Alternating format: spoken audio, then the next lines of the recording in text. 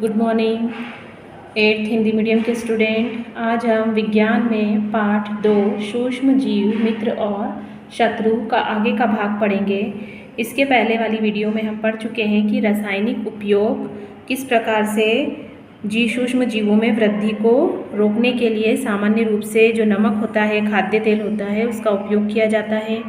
उसके बाद किस प्रकार से नमक द्वारा परिरक्षण होता है और तेल और सिरके का किस तरह से परिरक्षण हुआ था और होता है, और गर्म एवं ठंडा करना पर कैसे हम दूध का इसमें उदाहरण देखा था हमने कि गर्म करने पर उसमें उपस्थित सूक्ष्म जीव क्या हो जाते हैं, मर जाते हैं, और ठंडा होने पर भी वो सही रहता है। इसलिए तो हम दूध को किस में रखते हैं, फ्रिज में रखते हैं। आज हम देखेंगे नाइट्रोजन स्थिरीकरण। हमने कक्षा 6ठी और 7वीं में राइजोबियम जीवाणु के बारे में पढ़ा था कि राइजोबियम नामक जीवाणु होते हैं जो जड़ों में, ग्रंथियों में उपस्थित होते हैं, जो नाइट्रोजन का स्थिरीकरण करते हैं। और ये पौधे कौन से होते हैं, दलहन यानी दालों में उपस्थित होते हैं।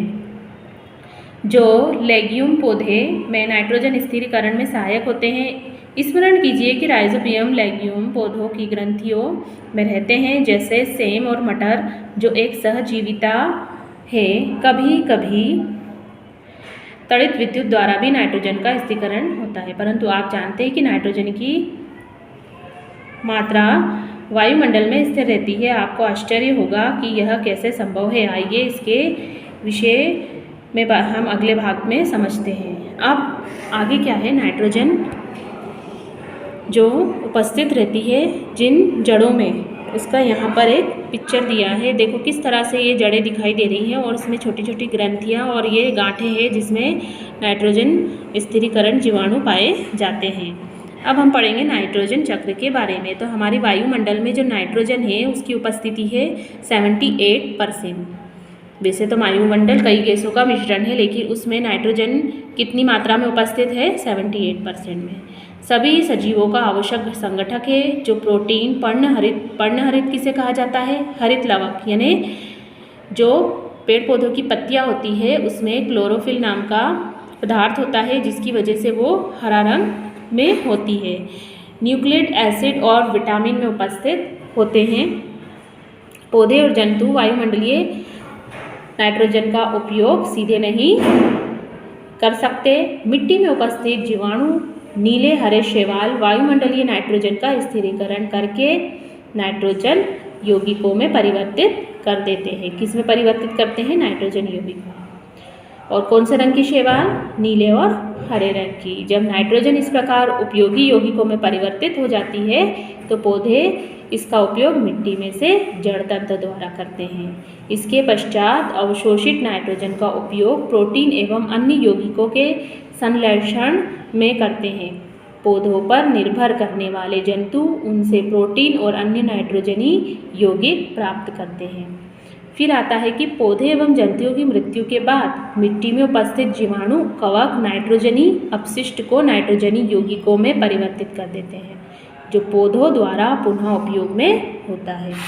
कुछ विशिष्ट जीवाणु नाइट्रोजनी यौगिकों को नाइट्रोजन गैस में परिवर्तित कर देते हैं और जो वायुमंडल में चली जाती है। परिणामतः क्या होता है, वायुमंडल में नाइट्रोजन की मात्रा लगभग स्थिर होती है। ये है नाइट्रोजन चक्र। देखो मिट्टी में उपस्थित नाइट्रोजन के यौगिक कहाँ गए, जीवाणु द्वारा नाइट्रोजन यौगिकों का गैसीय नाइट्रोजन में परिवर्तन हो गया। उसके बाद ये वायुमंडल में नाइट्रोजन आ गई। फिर उसके बाद ताड़ित द्वारा नाइट्रोजन स्थिरीकरण हुआ। ताड़ित मतलब बिजली के द्वारा। उसी के बाद वायुमंडलीय नाइट्रोजन का जीवाणु और नीले हरे शैवाल द्वारा स्थिरीकरण हुआ। जीवाणु द्वारा स्थिर नाइट्रोजन को नाइट्रोजनी यौगिकों में परिवर्तित करना, फिर वापस आकर किसमें मिलना, मिट्टी में। पौधों द्वारा उसका अवशोषण हुआ। उत्सर्जन और जीवाणु की मृत्यु द्वारा उत्पन्न नाइट्रोजन का अपशिष्ट भी किसमें आया, मिट्टी के अंदर ही उपस्थित हुआ। और जंतुओं द्वारा जो पौधों का खाना था उससे जीवों में आया और फिर ये आके मिट्टी में उपस्थित हुआ। तो इस प्रकार से ये नाइट्रोजन क्या है, वायुमंडल में इसकी मात्रा स्थिर रहती है और इसी तरह से नाइट्रोजन चक्र चलता है। तो आपको समझ में आया कि किस तरह से मिट्टी में उपस्थित जीवाणु कवक नाइट्रोजनी अपशिष्ट को नाइट्रोजनी यौगिक में परिवर्तित कर देते हैं और पौधों द्वारा पुनः उपयोग में लाए जाते हैं।